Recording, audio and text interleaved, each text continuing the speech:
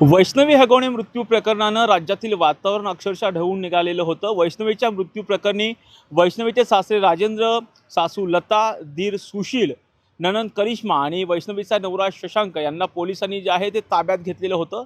परंतु ज्यावेळेस वैष्णवी मृत पावली त्यानंतर वैष्णवीचा बाळ घेण्यासाठी वैष्णवीचे माहेरचं कुटुंबीय त्या ठिकाणी जे गेलं होतं, त्यावेळेस हा जो निलेश चव्हाण आहे आणि थेटपणे त्याची बंदूक जी आहे थेटपणे वैष्णवीच्या कुटुंबियांवरती रोखली होती आणि त्यांना जिवे मारण्याची धमकी दिलेली होती। या प्रकरणामध्ये पोलिसांनी निलेश चव्हाण याच्यावरती गुन्हा सुद्धा दाखल केला होता। हा निलेश चव्हाण जो आहे तो बराच काळ जो आहे तो फरार होता। त्यानंतर पोलिसांनी त्याला भारत नेपाळच्या सीमेवरून त्याला अटक केली। त्यानंतर त्याला पुण्यात आणण्यात आलं आणि त्यानंतर आता तो सध्या पोलीस कोठडीमध्ये आहे।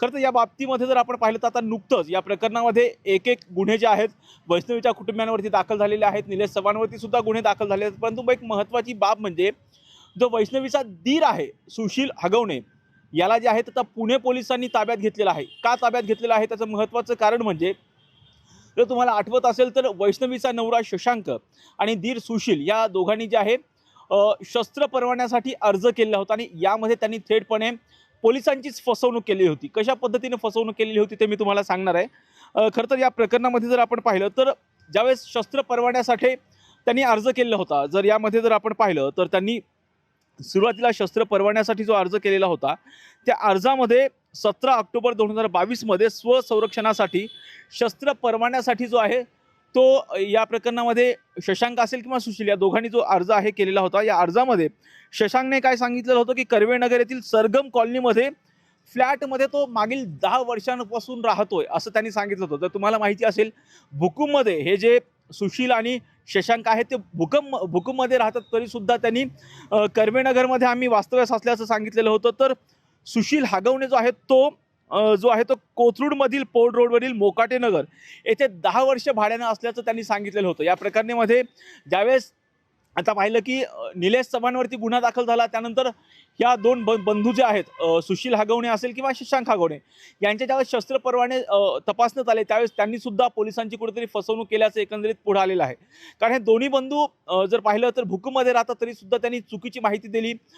एक जण कोथरूडमध्ये राहतोय मागील 10 वर्षापासून, तर दुसरा जो आहे तो मोकाटे नगर या ठिकाणी राहतोय असं सांगण्यात आलेलं होतं। या प्रकरणी पोलिसांनी आता तपास सुरू केलेला आहे आणि त्याच अनुषंगाने पोलिसांनी सुशील हगवणे याला जे आहे आता कोथरूड पोलिसांनी ताब्यात घेतलेलं आहे। तर या प्रकरणामध्येच आता जर पाहिलं तर शशांक हगवणे आणि त्याचबरोबर निलेश चव्हाण यांच्यावरती सुद्धा फसवणूक केल्याचे आरोप आहेत। त्यांना सुद्धा लवकरच वारजे पोलीस जे आहेत ते आता ताब्यात घेणार आहेत।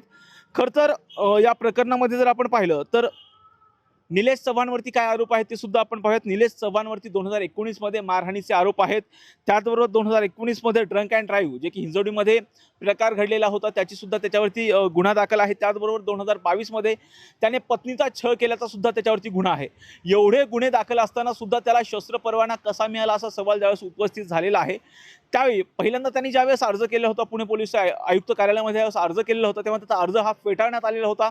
त्यानंतर त्याने हाच अर्ज जो आहे गृहराज्य मंत्रालयाकडे त्यांनी हा अर्ज दाखल केला आणि त्यानंतर त्याला शस्त्र परवाना सुद्धा मिळालेला होता। आता या प्रकरणामध्ये पोलिसांनी कारवाई करत त्या तिघांची सुद्धा शस्त्र परवाने जे आहेत आता रद्द केलेले आहेत आणि याच अनुषंगाने आता पुढील तपास करण्यासाठी पोलीस जे आहेत आता या तिघांनाही पोलीस ताब्यात घेणार आहेत। आता जर सुशील हगवणेला पोलिसांनी ताब्यात घेतलेला आहे, आता या प्रकरणी आता शशांक हगवणे असेल किंवा आता निलेश चव्हाण याला सुद्धा पोलीस ताब्यात घेणार आहेत आणि त्यांच्यावरती नेमकी काय कारवाई होते हे सुद्धा पाहणं महत्त्वाचं असणार आहे। पण दुसरी एक महत्त्वाची बाब म्हणजे हे जे सुशील आणि शशांक हगवणे होते त्यांना शस्त्र परवाने कसे मिळाले त्याचं एक महत्त्वाचं कारण म्हणजे ज्यावेळेस त्यांनी हा अर्ज केलेला होता त्यांच्या अर्जावरती तत्कालीन पोलीस अधिकारी असणाऱ्या जालिंदर सुपेकर यांची स्वाक्षरीने त्यांना हे परवाने जे आहे शस्त्र परवाने मिळाल्याचं सुद्धा सांगण्यात आलेलं आहे आणि या प्रकरणामध्ये आता चौकशी सुद्धा सुरू आहे। या चौकशीत पुढे काय येतं हे सुद्धा पाहणं महत्त्वाचं असणार आहे।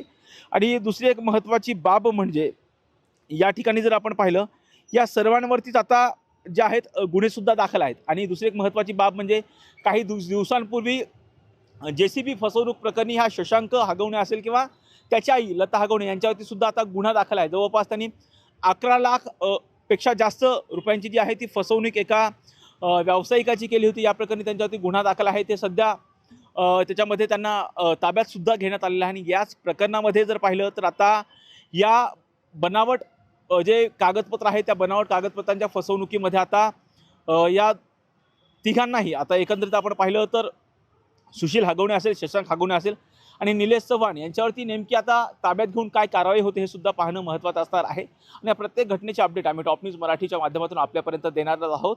संकेत देशपांडे सह राजरत्न दोन्हे, टॉप न्यूज मराठी, पुणे.